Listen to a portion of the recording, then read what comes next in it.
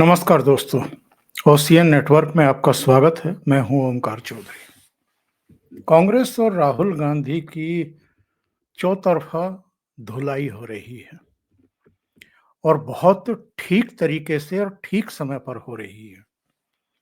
लोकसभा चुनाव के नतीजे आने के बाद पार्लियामेंट के भीतर और बाहर उनकी जो बॉडी लैंग्वेज थी और देश के भीतर भी और देश के बाहर भी जिस तरह की लैंग्वेज का प्रयोग वो कर रहे थे, और वो चित्र भी हमें ध्यान में रखना चाहिए जब नतीजे आए थे लोकसभा चुनाव के और कांग्रेस 52 से 99 सीटों पर पहुंच गई थी, तो किस तरह का इन्होंने विनिंग का एक सिग्नेचर दिखाते हुए फोटो उतरवाए थे।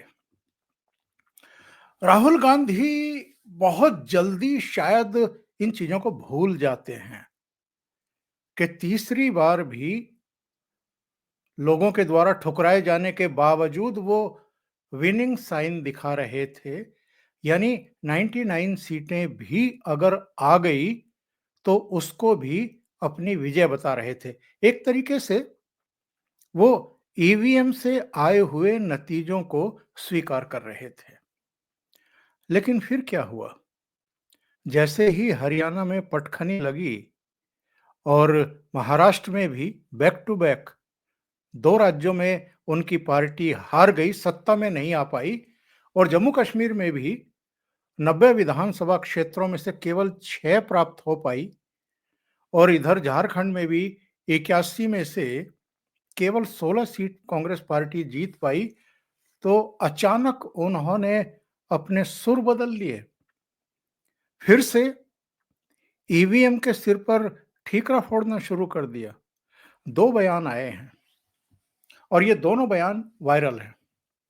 दोनों ही बयान इंडी अलायंस के इनके घटक दलों के नेताओं के हैं। एक बयान है उमर अब्दुल्ला का, जो जम्मू कश्मीर के मुख्यमंत्री हैं, और ना भूलें उमर अब्दुल्ला की पार्टी यानी नेशनल कॉन्फ्रेंस और कांग्रेस दोनों जम्मू कश्मीर में विधानसभा का और लोकसभा का चुनाव मिलकर के लड़ी थी। एक और तथ्य हमें याद रखना चाहिए, लोकसभा चुनाव में 2 सीटें नेशनल कॉन्फ्रेंस ने जीती थी, 2 सीटें भारतीय जनता पार्टी ने जीती थी, और 1 सीट एक निर्दलीय ने जीती थी। कांग्रेस का खाता नहीं खुला था।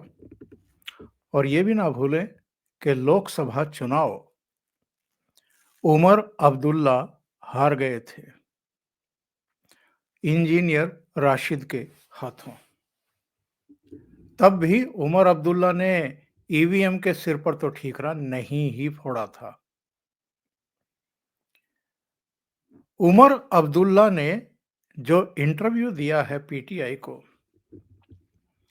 उसमें उन्होंने राहुल गांधी और कांग्रेस के जो हाल के बयान हैं उसके लिए एक तरीके से आड़े हाथों लेते हुए कटु निंदा की है, और उन्होंने ये कहा है कि ईवीएम का रोना बंद करके चुनाव नतीजों को कबूल करें, स्वीकार करे कांग्रेस।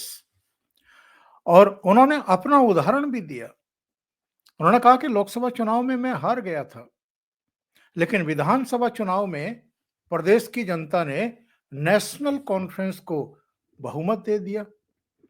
तो अगर जब मैं हारा था जम्मू कश्मीर में लोकसभा का चुनाव, उस समय ईवीएम पर सवाल खड़े करने लगता, जैसे जब कांग्रेस कहीं हारती है तो ये ईवीएम के सिर पर ठीकरा फोड़ना शुरू कर देते हैं, तो बोला कि अब जब हमें बहुमत मिल गया है तब मैं क्या करता।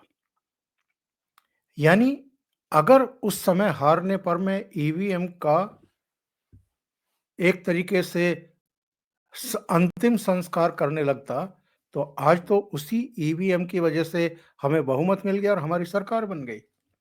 और उमर अब्दुल्ला का यही कहना था कि जब आपके ईवीएम से ही लगभग 100 सांसद चुनकर के आते हैं, तो आप उस जीत को सेलिब्रेट करते हुए दिखाई देते हैं। और कुछ महीने बाद हरियाणा में अगर आपके फेवर में चुनाव नतीजे नहीं आ रहे, महाराष्ट्र में नहीं आ रहे हैं, तो आपको ईवीएम से वोटिंग पसंद नहीं है, क्योंकि चुनाव परिणाम वैसे नहीं आ रहे हैं जैसे ये चाहते हैं। दूसरा बयान, अभिषेक बनर्जी, जो ममता बनर्जी के भतीजे भी हैं, पार्टी के महासचिव भी हैं। उन्होंने ये कहा है कि साहब, अगर कांग्रेस के पास कोई सबूत है, कोई रिकॉर्डिंग है, तो फिर वो चुनाव आयोग जाकर के चुनाव आयोग के सामने उसका डेमोन्स्ट्रेशन क्यों नहीं कर रही है? यानी अगर ईवीएम के साथ छेड़छाड़ करके चुनाव नतीजे किसी के खिलाफ किए जा सकते हैं और किसी के पक्ष में किए जा सकते हैं, तो इनके लिए तो सबसे आसान काम है कि ये चुनाव आयोग जाएं और जो बात कह रहे हैं वो साबित कर दें।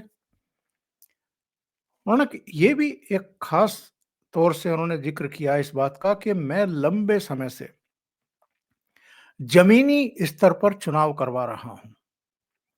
निगरानी के बाद इन आरोपों में कुछ भी ठोस नहीं है कि ईवीएम के साथ छेड़छाड़ की जा सकती है।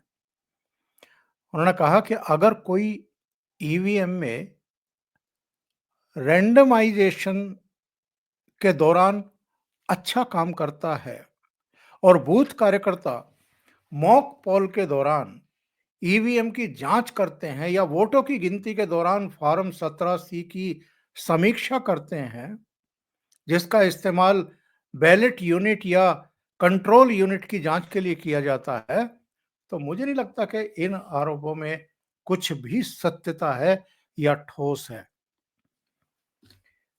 इसके बाद भी अगर किसी को लगता है कि ईवीएम में हेर-फेर किया जा सकता है, तो उनके प्रतिनिधिमंडल को, यानी राहुल गांधी के प्रतिनिधिमंडल को चुनाव आयोग का दौरा करना चाहिए और ईवीएम को हैक करने के लिए कोई मेलवेयर या तकनीक का सबूत या डेमो दिखाना चाहिए।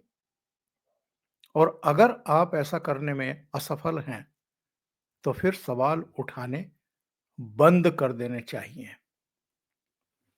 ये 2 बयान ऐसे हैं, मेरी समझ से इन बयानों ने 2-3 चीजें, 2-3 संकेत बिल्कुल साफ-साफ दे दिए हैं। ईवीएम के मुद्दे पर जहां कांग्रेस हार जाती है और रोना शुरू करती है, इंडी अलायंस के भीतर ही इसको लेकर के फूट पड़ गई है, दरार आ गई है, मतभेद साफ-साफ दिखाई दे रहे हैं। और जो पिछले कुछ दिनों से राहुल गांधी के खिलाफ एक मुहिम भी शुरू हुई है इंडी अलायंस के भीतर, और मैं राहुल गांधी भी नहीं कहूंगा, राहुल गांधी और मल्लिकार्जुन खड़गे या कांग्रेस के खिलाफ जो एक लामबंदी चल रही है और ममता बनर्जी को अब आगे ला करके राहुल गांधी और मल्लिकार्जुन खड़गे को पीछे करने या साइड लाइन करने की जो मुहिम चल रही है, उसके पीछे कौन कौन है, ये भी अब किसी से दबा छिपा नहीं है। लोकसभा चुनाव के नतीजे आने के बाद 18वीं लोकसभा का जब पहला सत्र बुलाया गया था, तो जिन अखिलेश यादव को अपनी बगल में लेकर के बैठे हुए थे राहुल गांधी, उन्हीं अखिलेश यादव और टीएमसी के नेता कीर्ति आजाद ने यह मुहिम शुरू की। और उत्तर प्रदेश में जिस तरीके से संभल में जो कुछ कर्मकांड हुए, उसमें जो राहुल गांधी ने और उनकी बहन ने जल्दबाजी दिखाई, मुस्लिम वोटों पर कब्जे की लड़ाई है, एक्चुअल में जमीन पर कब्जे की लड़ाई है। और मुलायम सिंह यादव से बेहतर और कौन जान सकता है कि कांग्रेस को अगर जरा सा आपने उंगली पकड़ाई तो वो पूरा हाथ भी पकड़ती है और आपको खाने के लिए पूरी तरीके से लपक पड़ती है। और वही अखिलेश यादव को पिछले कुछ ही महीने में आभास हो गया। तो अब आप देख लीजिए, अखिलेश यादव ने ममता बनर्जी का समर्थन कर दिया, लालू यादव ने ममता बनर्जी का समर्थन कर दिया, शरद पवार ने, उद्धव ठाकरे ने, और अरविंद केजरीवाल तो कांग्रेस से और राहुल गांधी से पहले ही दूर हो चुके हैं। अब जो रही सही कसर बाकी थी वो उमर अब्दुल्ला ने पूरी कर दी। तो एक तरफ तो पार्लियामेंट में प्रधानमंत्री नरेंद्र मोदी ने संविधान पर जो बहस हुई है उसका जवाब देते हुए राहुल गांधी, प्रियंका वाड्रा, सोनिया गांधी और इनके जितने भी पूर्वज हैं, चाहे राजीव गांधी हैं, इंदिरा गांधी हैं, नेहरू हैं, सबकी धुलाई की है। इनको एक तरीके से ये बताया है कि आपके कितने पाप हैं, कितनी बार आपने परिवार की रक्षा सुरक्षा के लिए, बचाने के लिए संशोधन की करने के पाप किए हैं। और दूसरी तरफ अब इंडी अलायंस में ही इनके खिलाफ आवाजें उठने लगी हैं। तो जैसा राजनीतिक संकट इस समय कांग्रेस और इस कांग्रेस के प्रथम परिवार के सामने इस समय आकर के खड़ा हो गया है, मुझे लगता है कि ये अभूतपूर्व है और इनकी नींद उड़ चुकी होगी, क्योंकि इंडी अलायंस में ही अब इनके खिलाफ विद्रोह के स्वर बुलंद हो गए हैं। अभी के लिए इतना ही। बहुत बहुत धन्यवाद।